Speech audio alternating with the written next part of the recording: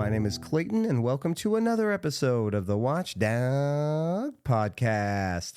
I'm a professional dog runner and watch enthusiast talking to his pals about dogs and watches.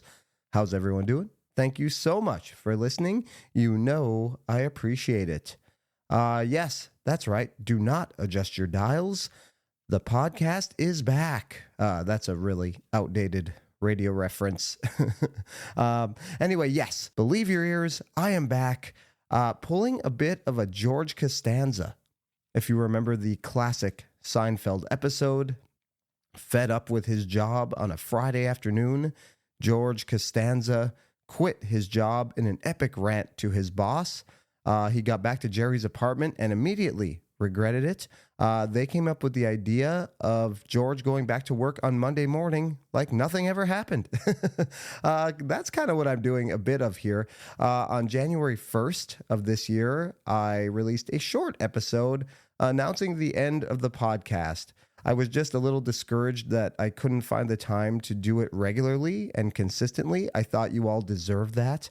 I've said it before. I love when my favorite podcasters are consistent and release weekly content. And I just felt frustrated that I couldn't do that anymore. So I decided to just end it. Guess what? I acted impulsively. Shocker.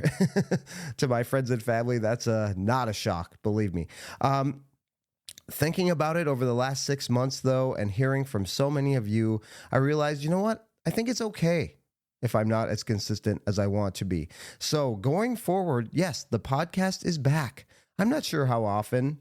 Could be weekly, could be bi-weekly, could be 1 or 2 a month. I don't know. But either way, I'm going to release regular content. Whatever the definition of that is that I come up with, that's what I'm going to do. And I'm going to be okay with it. You may not hear from me for a while, intermittently. I don't know. Whenever I have something to say, I'll say it to you in a podcast. I hope those of you who are fans of the show stuck with me, didn't unsubscribe. I really hope that's the case. It's so lovely to be with you again. I'm so excited to get started on this journey once again with all of you. Thank you for all the kind words. So many people reached out and said that they missed the show. They're sorry to see it go. And sometimes I just think nobody listens. So even hearing from a few of you really means a lot to me, means the world to me. And yeah, let's get this thing back up and running. Buy what you like. We see and hear this phrase all the time in the watch community, it seems, right? Whether it's on Facebook groups or Discord or Slack groups, whenever somebody puts like 3 or 4 pictures up and says, listen, guys, I'm deciding between these 3 or 4 watches. Which one would you pick? The answers ultimately come back. I would choose this one. I would choose that one. But hey, it's your wrist. It's your money. Buy what you like. Well, what the hell does that mean? How am I supposed to know what I like? We are inundated with umpteen bazillion releases every week, it seems. What I like changes all the time because of all the new watches coming out. I mean, this week, I could love a watch that I thought I hated last week, right? We contradict ourselves all the time, I think, in this hobby. I think we all do it. Mine's here recorded for you all to enjoy. I've gone back on my word a million times, and it's all there in its recorded glory. But yeah, how do we know what we like? Well, I think experience definitely plays a part in it, right? I've been in the hobby about 7 years now, literally owned probably hundreds of watches at this point. So I have a pretty good idea, but what if you're just getting into the hobby and, you know, you like everything when you get in? Gosh, I certainly did. You want to try everything. You want to try a digital watch. You want to try a dive watch, a dress watch, a chronograph, maybe an even more exotic complication, moon phase, perpetual calendar. You like everything. You're so eager to just buy a bunch, sell a bunch so you can experience them all. And I think that's kind of how you hone in what you actually like. Unfortunately, there's only one problem with that. It's a little cost prohibitive, especially these days. My goodness, in the 6 months since I've talked to you, prices have gone up a few times on certain brands. Rolex, typically Rolex, Tudor, Omega. I'm not sure if Omega does, but January 1st, of every year, they'll raise prices a certain percentage. And then, of course, without getting too political, we had the tariffs. So on May 1st, I know Rolex, Omega, certain other brands went up another 5% in the US here. So, a Sapphire Sandwich Speedmaster is $8,400. What is happening? Yeah, and I mean, gosh, even more affordable watches. Seiko. Everybody's complaining about it. I've seen it on YouTube and podcasts this week about people lamenting the fact that you just really can't get an affordable Seiko anymore. They've gone up market. Back when I started 7 years ago or so, it was sort of easy to get into Seiko for a couple $100. Buy, sell, trade. You didn't really lose much when you sold and moved on to the next one. So, yeah, it's not as easy to do that, to just buy and sell and experience a bunch of watches as maybe it was when I got into the hobby. So then I guess you have to just mark down, make a list. What is important to you in this question? Buy what you like. To some people, it's value retention. Let's just start there, right? I know I'm probably going to sell this watch, even though I really like it right now. So I'm only going to stick with things that I know I won't lose too much money on. And it's the Wild West for that. I mean, maybe a few years ago, you could buy several watches that you weren't going to lose too much money on. If you bought a GP Laureato, Gerard Perregaux Laureato, they were hot there for a while. And you're trying to sell it now, I'm sorry. They've come way down. If you're trying to buy one right now, it's an awesome time because, gosh, I mean, Nashville Watch, I've seen some on some private Slack groups, $5,000, $6,000, even from dealers on a watch that was over 10 probably a couple of years ago. So, yes, it's a good time to buy, but a bad time to sell. So if value retention is important to you, you have to keep that in mind. Then there's a million other things we can consider when thinking about what we like. Our wrist size, dimensions of watches.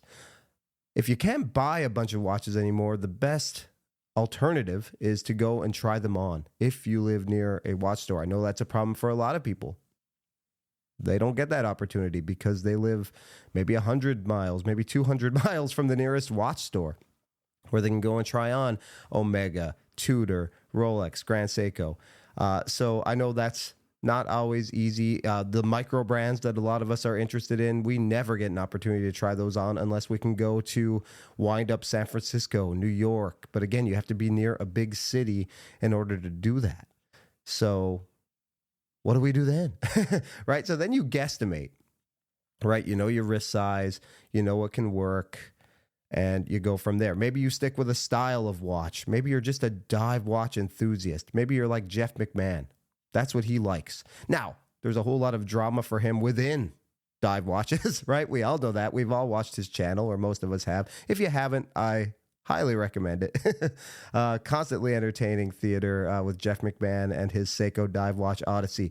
But yes, you don't see him buying many dress watches because he doesn't like them. And they don't fit his lifestyle. They don't fit what he enjoys wearing. So for me, it's not that easy because I like everything. I actually find myself going down the dress watch rabbit hole. Like, that's what I'm attracted to. Divers, like, I still enjoy the fidget spinnerality. There's a word for you, of dive bezels, but, I don't really consider them that much. I don't feel like spending a bunch on a dive watch. I'm really attracted to dress watches now. Not so much the finishing. I mean, I'm not a big finishing snob, and I will get into that a little bit later. But, maybe that's also something that's important to you, and you go for something like Grand Seiko. Even if they don't fit you particularly well, you love the dial work, you love the finishing, you love that maybe some of it's done by hand. Maybe you go independent because a lot of it's hand finished. The movements are hand finished. Maybe that craftsmanship is very important to you.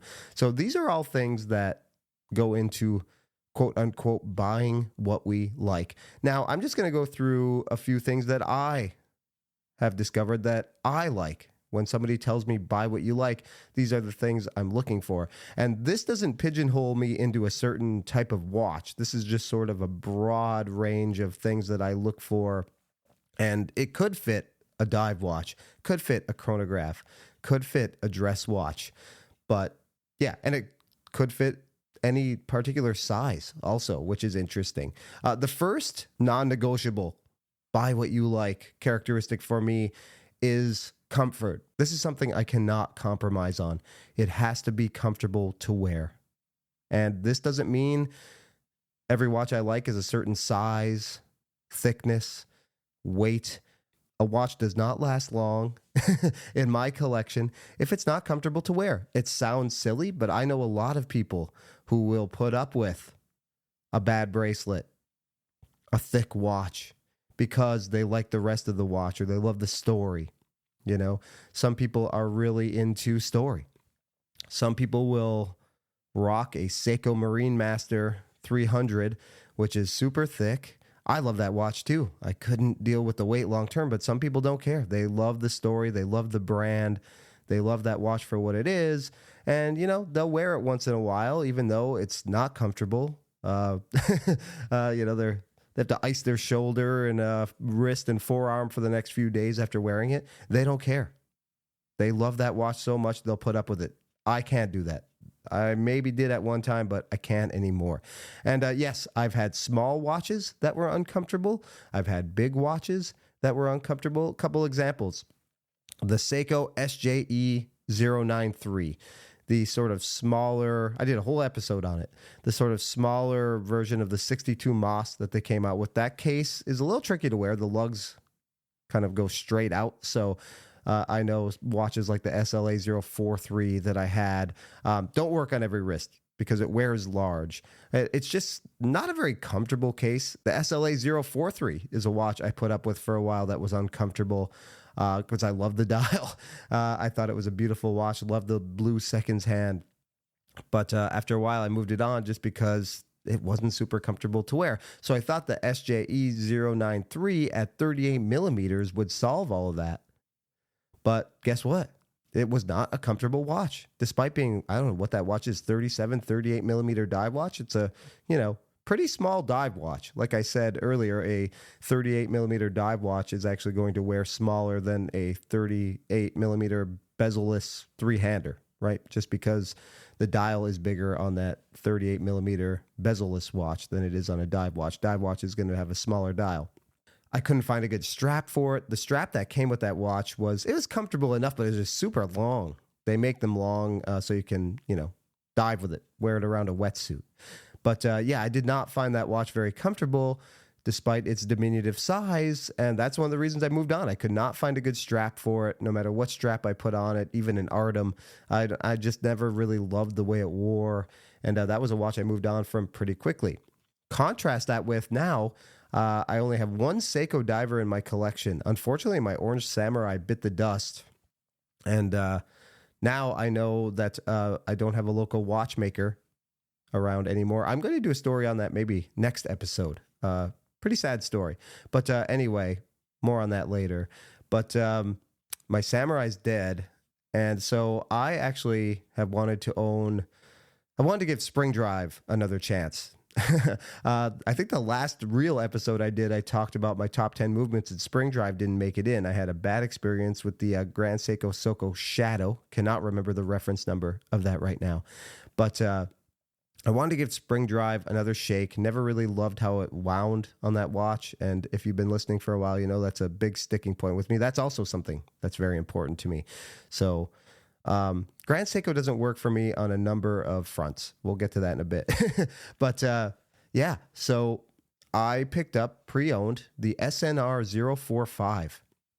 It's the Seiko Lux, the LX line Spring Drive powered Seiko. It's a dive watch. The GMT models always come up, and there's a few of those. There's like the Sprite one, the Batman one. There's a few others. But I've always been kind of holding out for a diver. I got to try on one of the GMT models, and they're titanium, but they're 45 millimeters. It's like a 52 millimeter lug to lug.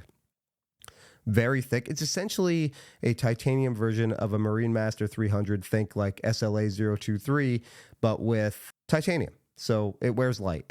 Solves the, hefty weight issue of like an SLA 023, which is the Marine Master 300, the previous model. So yeah, that watch on paper should not work on my 7-inch wrist. 45 millimeter, like 17 thick, 16 thick, something like that. 52 lug to lug, but that watch is so comfortable. I think it's top 5 divers of all time for me. Definitely my favorite Seiko of all time. I just got it in April. It was the first watch that I bought this year. And man, that's going to stay in my collection for a while.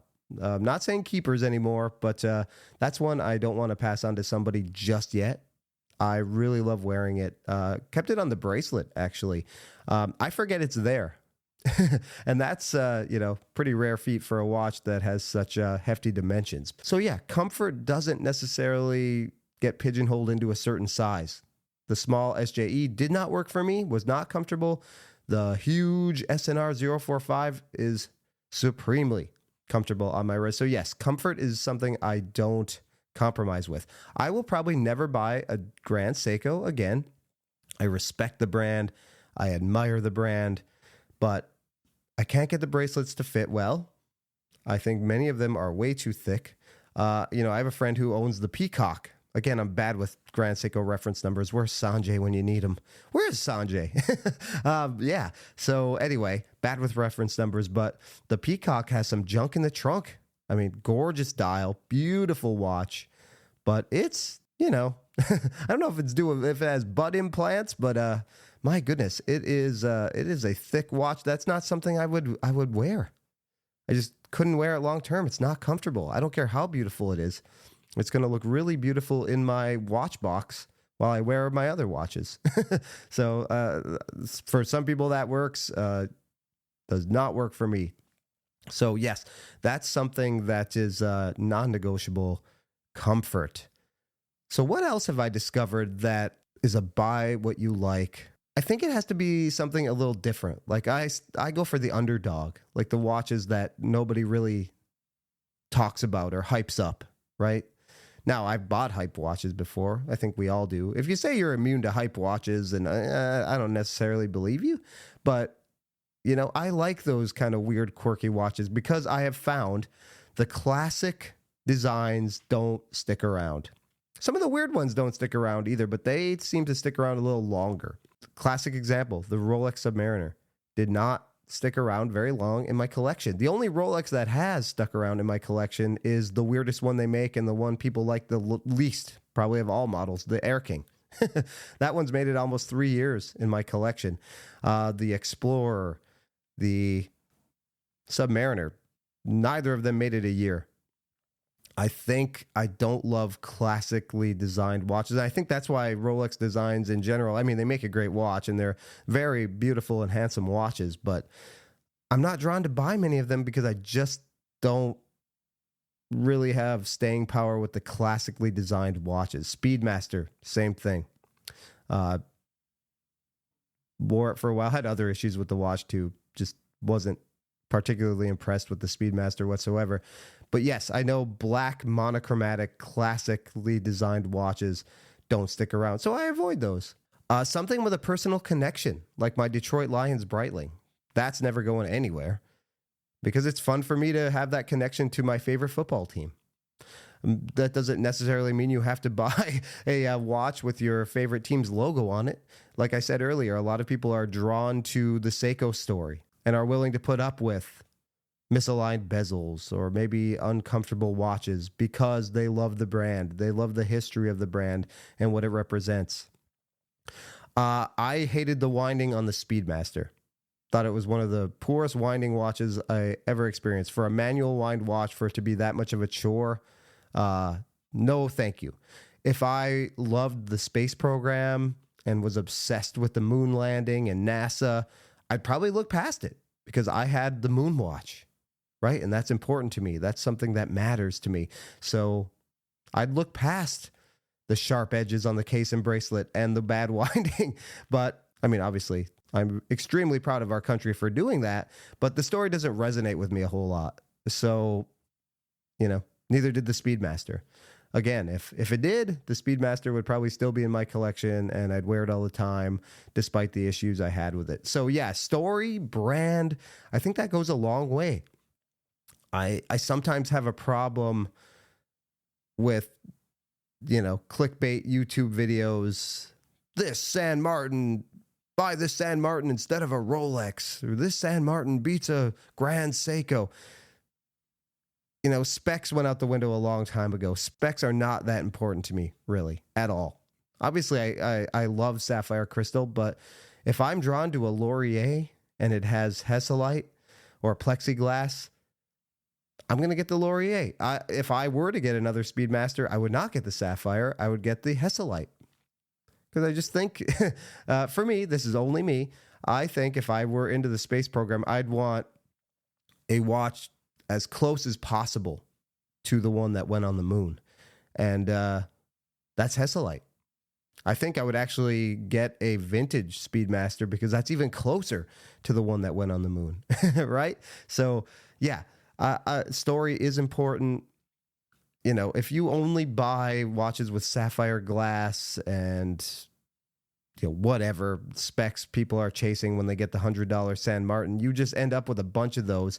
You wear them for a few days, you forget about it until you get another one. You wear it, forget about it, wear it, forget about it. And who's really going to buy those? I personally don't want a watch box full of that kind of thing. So for some people that works. For me, that doesn't work.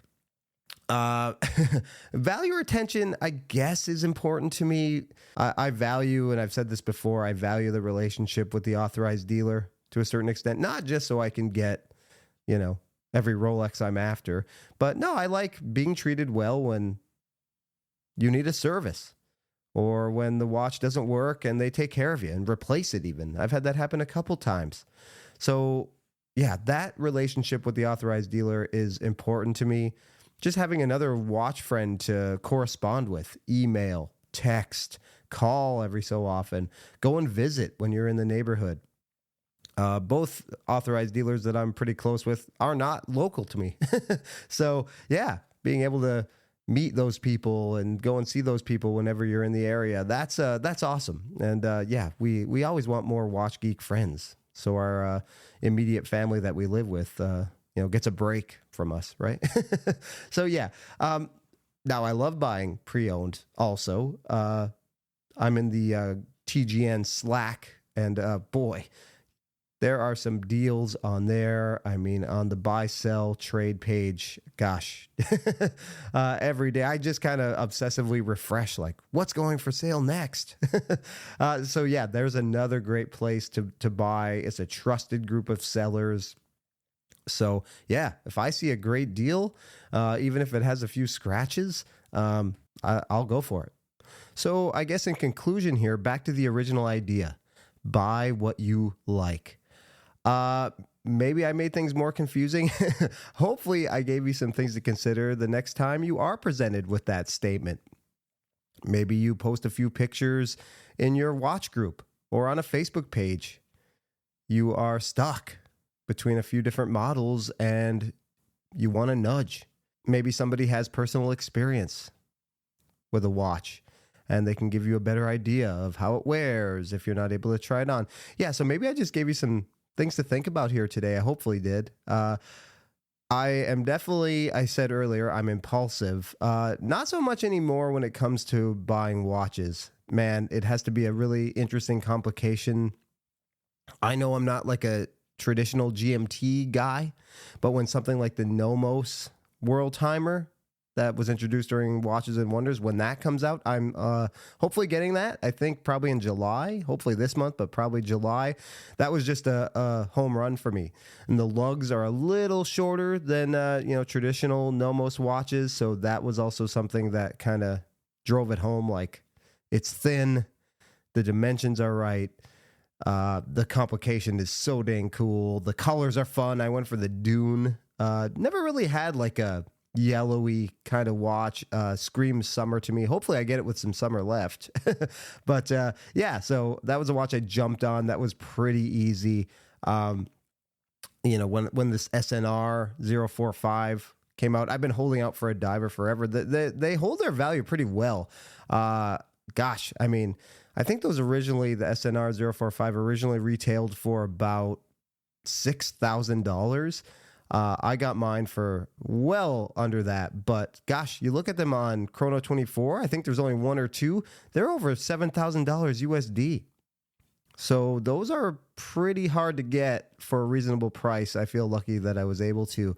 So I just kind of wait these days. I don't jump on every single watch that interests me anymore. You've been in this hobby long enough. I think you all can identify with this. Our tastes get more expensive. Just not as easy to buy everything we like, every shiny thing. And like I said before, selling has gotten much harder. People just aren't buying the way they were a few years ago when it was the gravy train days of the watch hobby community industry during the pandemic. It sounds weird to say because it was a really hard time for a lot of people, but watch business was booming, that's for sure. So it was, strange. But so I've slowed down. I know a lot of my friends have also. A lot of people I know have really slowed down their buying. And maybe that's why, brands like Seiko are doing some interesting things to try to get new people in that maybe enthusiasts don't necessarily jive with, like the Seiko 5s and maybe some of their pricing. I don't know. I don't know what's going on. I don't love a lot of what they're doing with their new releases. Really. I think Citizen is still nailing it. I think they still are for under like $500. They are a big brand that you can rely on to give you quality. I mean, you can get a super titanium watch for $500 or less. My wife has a Soyosa. That thing is great. We got it for under $300. She loves it. Automatic watch too. That's a great choice for your first automatic watch. Something that you can wear to the beach, but you can also wear to work. If you have to be semi-casual for work, it's just a great choice. So, and then, there's a lot of micro brands out there too. I'm not huge into the micro brand scene, but I know a lot of people are, and people are buying those instead of entry-level Seiko now. So yes, I leave you probably more confused than when you started listening to the show. But anyway, I'm so happy to be back. I don't even know which day I'm going to be releasing on regularly. Maybe Monday. Maybe give you something to start the week right. And that's probably it. I'll probably edit it over the weekend, record and edit over the weekend, and give it to you on Mondays.